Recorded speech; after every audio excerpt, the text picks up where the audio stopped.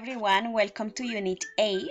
Today we are going to learn how to express in future using going to. Okay, we are going to continue with the conversation about Mark Sparry. So let's start.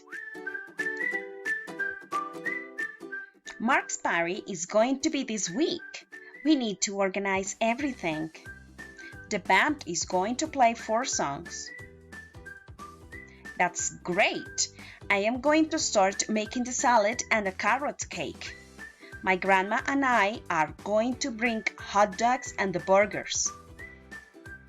I am going to bring some outdoor games.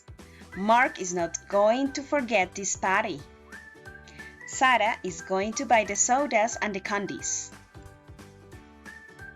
Ginny, are you going to come? Of course I am. I am not going to miss it. So we are going to identify some aspects about going to. So we use going to for future intentions and decisions already made. For example, I am going to start making the salad and a carrot cake. This is a decision. And the band is going to play 4 songs. This is a future intention.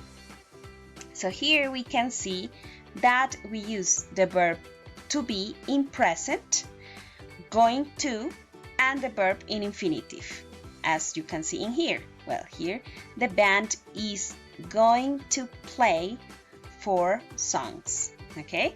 For negative, we are going to place the negative word after the verb to be. So it would be, I am not going to miss it. Okay, and finally for questions, remember that we place the verb to be before the subject, as you can see in the example. Are you going to come? This is all for today. Thank you very much for your attention. Have a wonderful day.